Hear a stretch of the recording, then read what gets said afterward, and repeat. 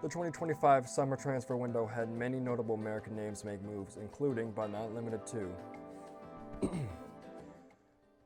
Malik Tillman to Bayer Leverkusen, Johnny Cardoso to Atletico Madrid, Tim Weah to Olympique Marseille, Paxton Aaronson to Colorado Rapids, Gio Reyna to Gladbach, Yunus Musa to Atalanta, Ben Kremeski to Parma, Damian Downs to Southampton, Georgi Mihailovic to Toronto, Patrick Augerman to Derby County, Richie Ledesma to Chivas, Christopher Lund to Cologne, Matt Turner to the Revolution, George Campbell to the West Brom, Ethan Horvath to Sheffield Wednesday, even Charlie Countman to Charlton. I think all of these moves were just about perfect. Maybe Paxton Aaronson being the only one I disagree with career-wise. But it stands to question, is this the greatest USMNT transfer window of all time?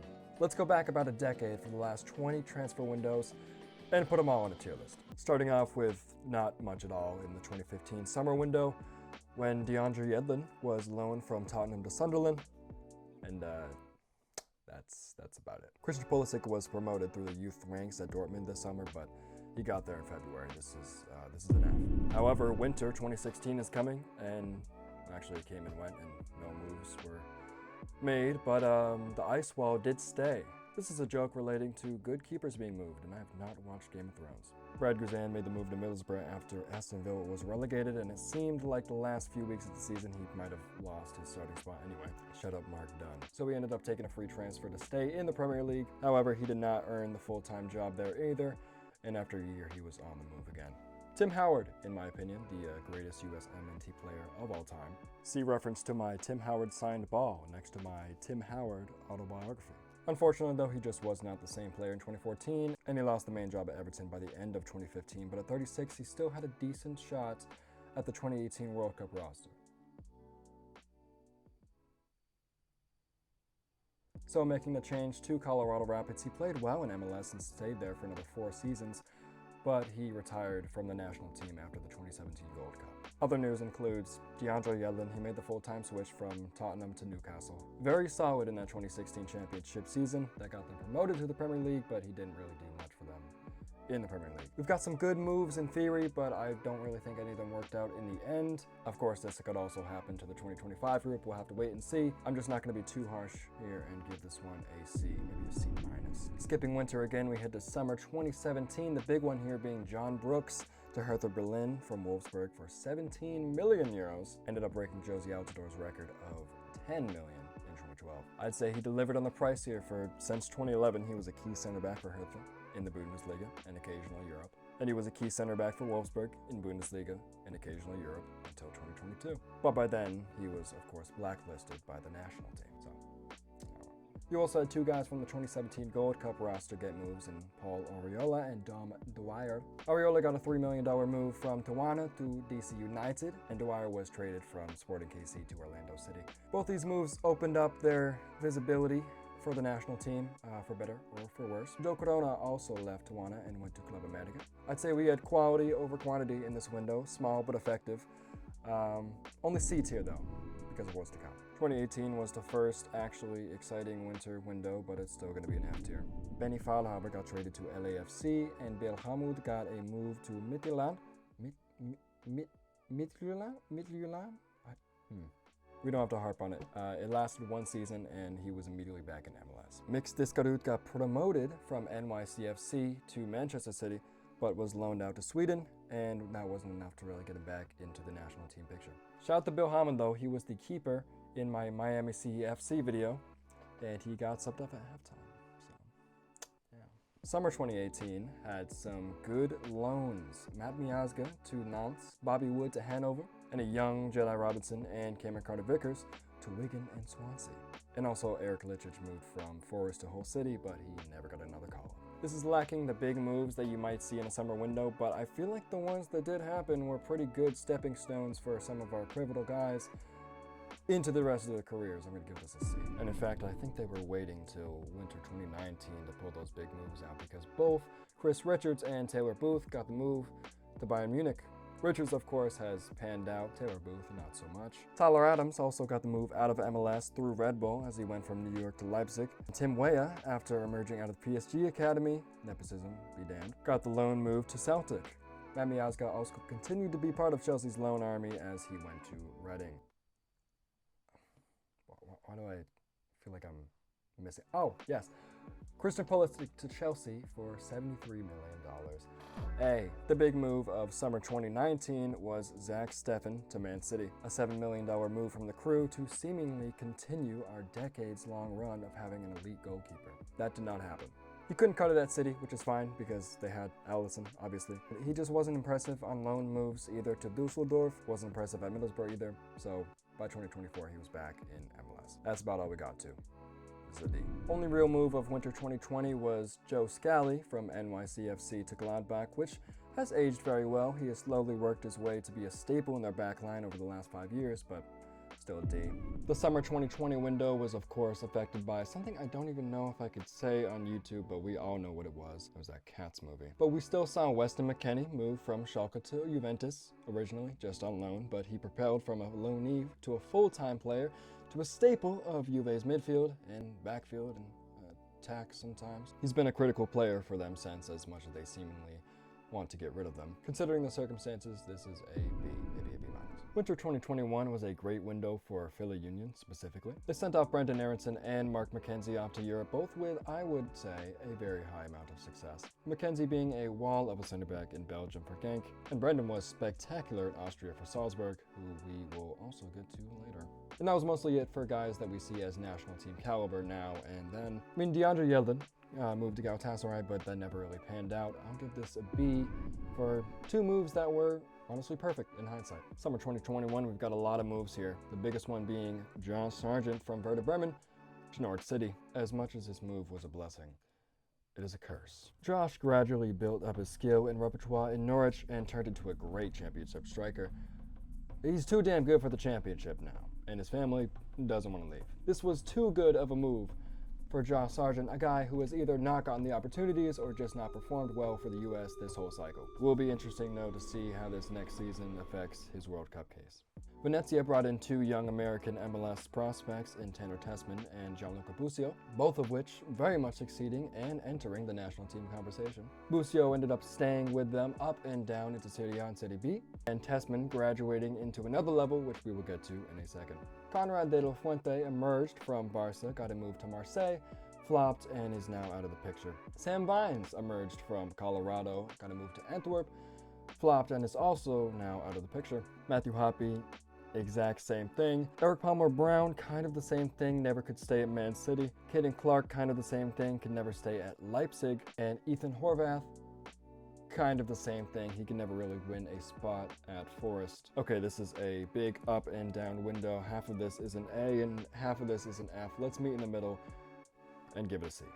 But hold on, because winter 2022, MLS kind of cooked here, I must admit. I'll just list off all the outward names first. Ricardo Pepi, FC Dallas to Augsburg, 18 million. Daryl DK, Orlando City to West Brom, 9.5 million. Kevin Paredes, DC United to Wolfsburg, 7.35 million. Justin Shea, DC United to Hoffenheim on loan.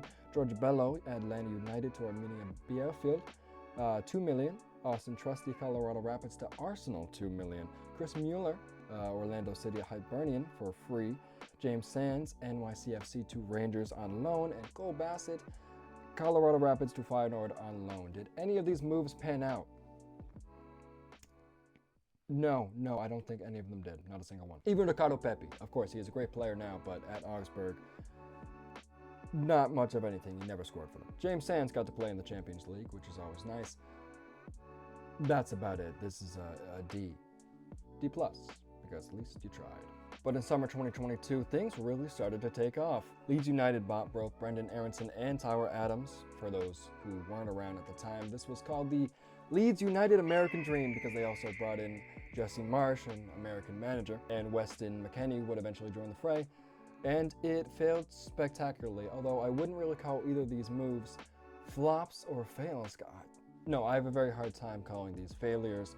Tyler Adams was a lockdown force in the Premier League for Leeds and eventually got the move to Bournemouth and is still a lockdown force in the Premier League for them as well. Brenden was originally hated by Leeds fans, got the move to Union Berlin, was not very good there, but is back now, and in their championship run, I feel like he regained the favor with the fans and is now a effective enough super sub in the Premier League. Worth the 30 million? No, I wouldn't say so, but I wouldn't say it's a failure. I don't know. Maybe I'm just a little too nice. You're gonna have to let me know what you think about that. American Leeds fans, neutral people, give me your thoughts. Ricardo Vickers originally was on loan from Celtic to Tottenham, but in the summer of 2022, he made it a permanent deal. He's too good for Scotland. He always has been. Ricardo Vickers has never left the island of Great Britain in his entire career, which is fine. I respect that. But Cameron, if you're not aware, directly south of you is the Premier League, and you are good enough to be on a Premier League team. Unfortunately, though, he's just never pushed himself enough to try. This was also the summer that Matt Turner left the Revolution to join Arsenal. Little bit of personal lore here. I wasn't truly tapped in to European football till around this time, and when I was choosing my European team, as most Americans tend to do, I just chose one of my favorite players from my favorite team and followed him to his new team. And that is how I became a Gooner. What are you? I am a Gooner. I'm a Gooner. I'm a Gooner. Also picked a great time to start following Arsenal. All over, just pure joy.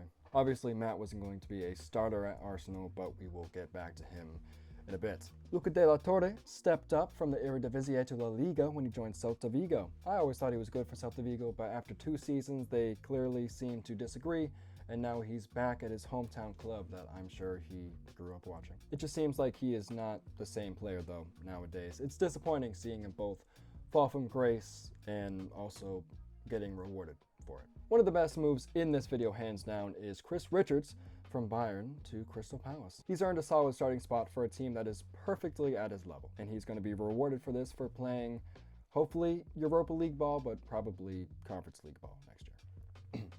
Shaq Moore.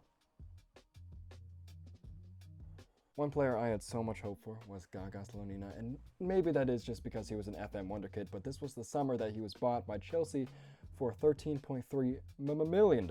He wasn't very good on his loan move in Belgium, which is fine. He was still 19, but then he was loaned to Barnsley in League One, and he was benched.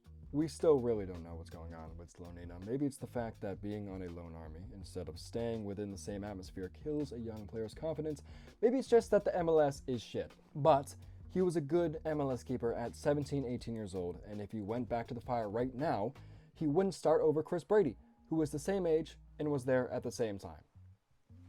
This segment is starting to go on and on, so let's speed this up rapid fire. Haji Wright went from to Jordan Pufak went from Young Boys to Union Berlin. Injury has messed him up, unfortunately. And Brian Reynolds from Roma to Westerlo. You could actually kind of make a starting 11 of transfers in this window. Unfortunately, though, that starting 11 would have Shaq Moore. I'm going to give this one a B. Winter 2023, nothing. Summer 2023 was great.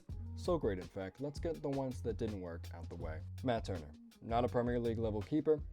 We found that out pretty quick at his time with Forest. Got benched and eventually got a loan move to Palace, where he was obviously going to be the backup. I am very confused by your decision making to approve this one, Matt. Never gave the championship a chance. Got a move to Lyon just as they were starting to fumble their own existence. This whole thing was a nightmare, and now he's back in New England. Keeper was actually the one position that we really didn't need, but oh well. It's great to see you back, Matt. Yunus Musa, after having England in his pocket at the World Cup, he got a move to AC Milan, and I just don't think he was very good there. Maybe I'm alone in that, but I just didn't see the same player there as I saw at Valencia, and paying $21 million for him is perfectly reasonable if you're Milan, but the fact that they actually might get a profit off him is insane to me. Folarin Balogun, the newest member of the USMNT.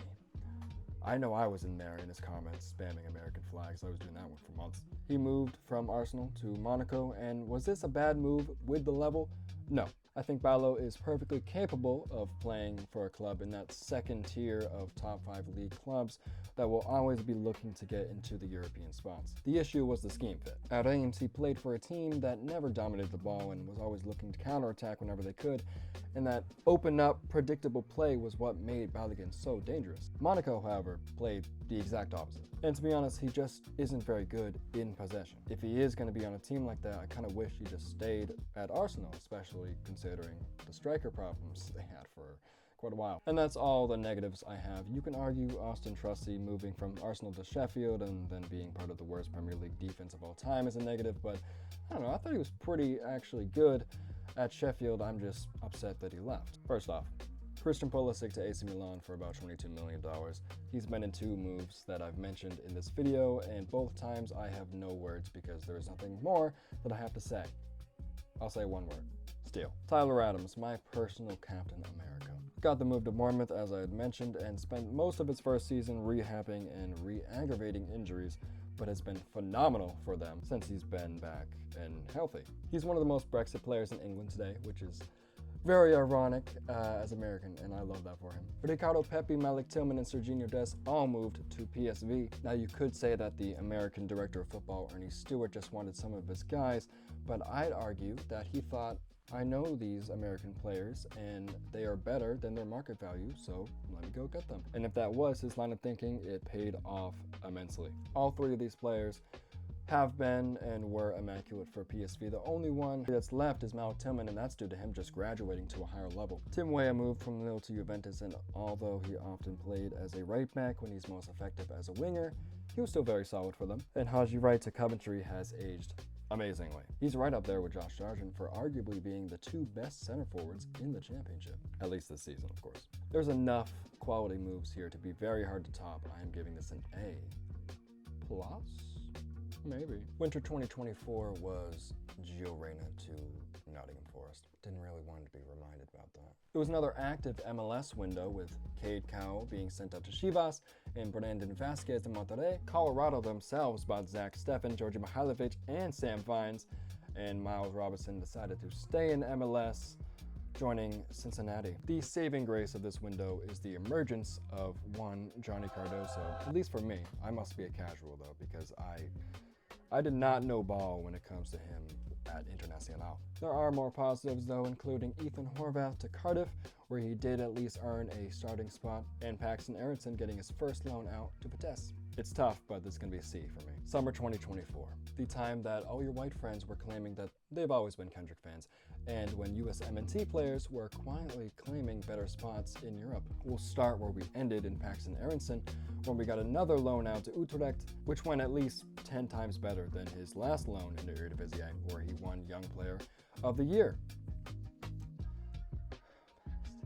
Wiley joined the Lone Army, but he was actually quite effective, in my opinion, in both Strasbourg and Watford. When healthy, of course. Austin Trusty moved from Sheffield to Celtic. Again, I didn't like this move at the time. I only like it a little bit more that he's been mostly a solid starter at Celtic, but it's a worse league, and he would have been a solid starter at Sheffield as well in the Championship, where he's consistently playing better teams besides Rangers. That's all he's going to play. They're not even in the Champions League this year, so that's on you, Austin. Tanner Tessman got the move to Lyon alongside Mark McKenzie to League One in Toulouse, and both have been very pleasant surprises, fully cementing them into the national team picture. But you know who's been more of a surprise? Aidan Morris to Middlesbrough. At the time, I treated this like a nothing burger of a move. Like George Campbell to West Brom was for this summer. Not much of anything you might ever hear again. You might follow the guy, but what's really going to happen? What happened was one of the best midfielders in the championship this season. Of course, only 5 games in, but he's better in the championship currently than he was in MLS. And it's a shame that he's playing in the most stacked position that we have, because he has absolutely earned at least another look from Pochettino. Actually, never mind. Okay. Between 2023 and 2025, 2024 feels like a bit of a filler summer, but in winter 2025, we have some moves that we'll have to see if they pan out, like Leonard Maloney to Mainz, Jack McGlynn to Houston, John Tolkien to Holstein Kiel, Jesus Ferreira to Seattle, and Taylor Booth to Twente. The only real possibly high potential move that I see is James Sands to St. Pauli. I'm going to give this one an incomplete grade, and the same, of course, to the 2025 summer window, but by pure talent alone, there is an argument to say that the 2025 window will be, or even is right now, the greatest USMNT window of all time. But we've seen basically every notable window so far, and is that actually the case? Let's pull up the actual tier list here. I gave an A to winter 2019 and summer 2023. With hindsight, both were amazing for our players' development, but the big moves ended up going great in 2023, and you didn't really know that in 2019 until later, of course. Hindsight's great. When you compare the summers of 2023 and 2025, obviously one has the benefit of already panning out. I think the raw talent of 2025 and the potential is higher than 2023, but 2023 talent-wise is not that far behind, and the fact that it is panning out perfectly so far, I'm going to have to give that the edge and say it is the greatest USMNT transfer window of all time. But please let me know your thoughts in the comments if you agree, if you disagree, if you have anything to add, or you even need to correct me. If I did get anything wrong, I apologize. I did just take everything I didn't remember fully just on the transfer mark page. So if it was wrong at all, I'm sorry about that. Also, make sure to subscribe if you want to see any more content like this. And if you're in New York today, Sunday, September 5th, I'm recording a video at Gotham FC. So please, if you're in the area, come say hi. And now I've just committed to having this video out on Sunday. Cool. Cheers, fellas.